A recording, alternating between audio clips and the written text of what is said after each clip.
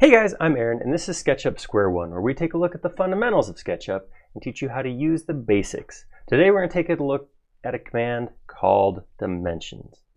Let's hop in. Okay, so we'll start with how to pull up the dimension command.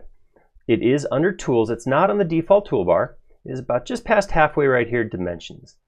When you click into Dimensions, you don't get a special cursor. You're using the same arrow cursor that you use for Select. The big difference being as you start hovering over things, it's going to try to jump to those points.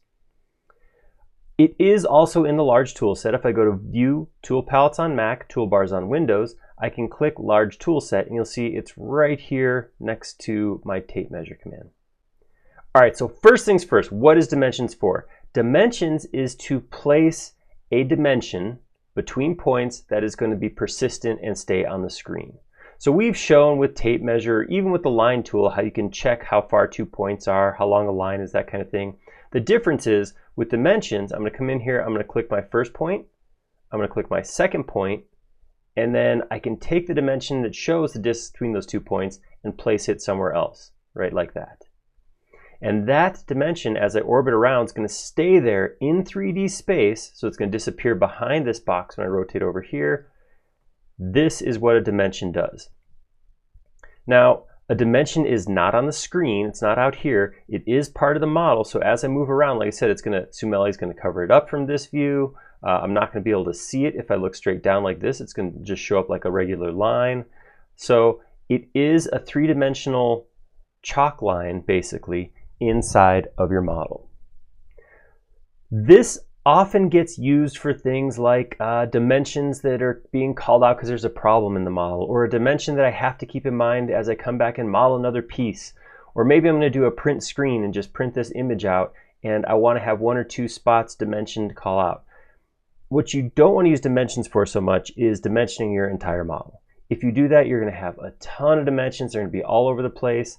And like I said, since they persist in 3D space, it's not like I can just turn off my 2D space and have it go away. You could group them together, put them on a tag together, but generally speaking, dimensions of this sort are just for tagging information or putting information on the model temporarily. Let's look at a couple ways to add dimensions. So the first one I just did, click a point, click a second point, drag the dimension off. So these are on lines, but I could go diagonally too. I could actually go from here to here if I wanted to. And that's going to give me the, when I do that, you can see I can pull a dimension straight up, showing corner to corner rather than along a line. If I do want to pull a dimension from a line, I can do point to point, or I can hover over the line till it lights up. It is important, I do want to make sure I'm on the line and the line's lit up. I don't want to go over a midpoint or an end point because this won't work then. I do want to get that point, that line, and then I can just, with a single click, drag it out, and a second click to place it. You'll notice as you do this, so I'm going to pull this one out right here.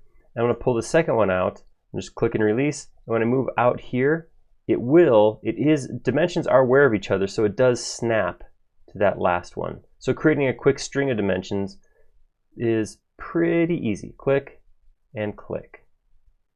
Dimensions can be edited, so if I come in here and grab Move, I can actually grab this dimension and I can move it to a different location. Not only can I drag it along its line like this, but I could actually put this into, slide it all the way on the other side. I can move these around significant amount. I'm not constrained to just be up against the line it's dimensioning. What I'm looking at here is the default dimensioning type. If I want to, I can actually change how these dimensions are drawn on the screen by going to Window, Model Info. In Model Info, there is a whole section dedicated just to the dimensions. In here, I can change the font, change the endpoint type, and the align options for each of the dimensions individually or for all of them.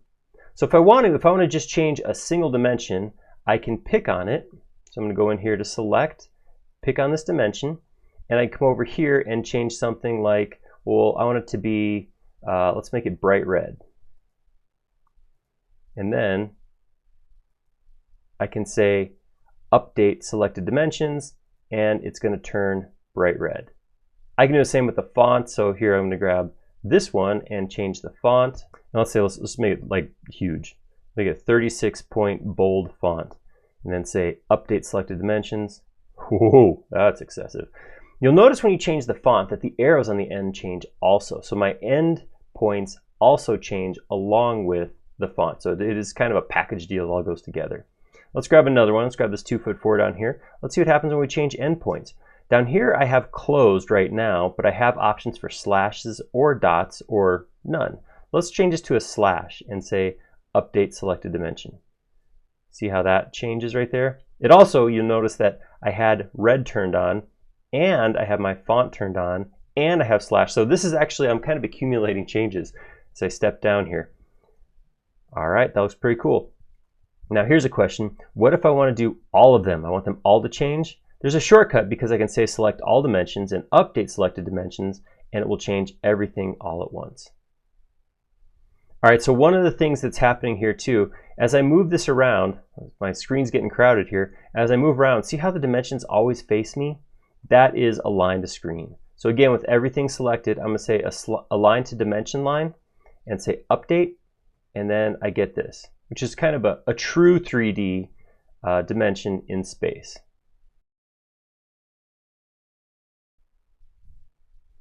And that's everything I can think to say about dimensions. I did mention before that generally speaking, dimensions is not for going through and dimensioning your entire building. You can absolutely do that, not a problem.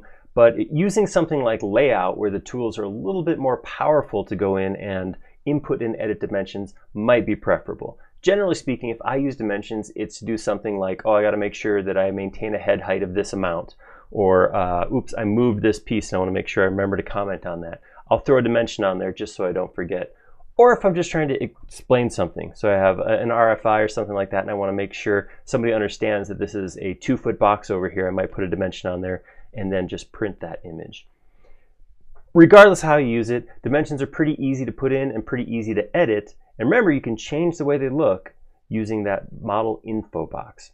If you like that video, click like down below. And if you haven't already, please subscribe. We create several videos a week, including one of these square ones every single Thursday. And you'll be notified of each and every one of them if you subscribe. Most importantly though, please leave us a comment down below. Most, if not all, of our content nowadays is created based on comments and questions from viewers like you. We like making these videos a lot, but we like it even more when they're showing something you want to see. Thank you.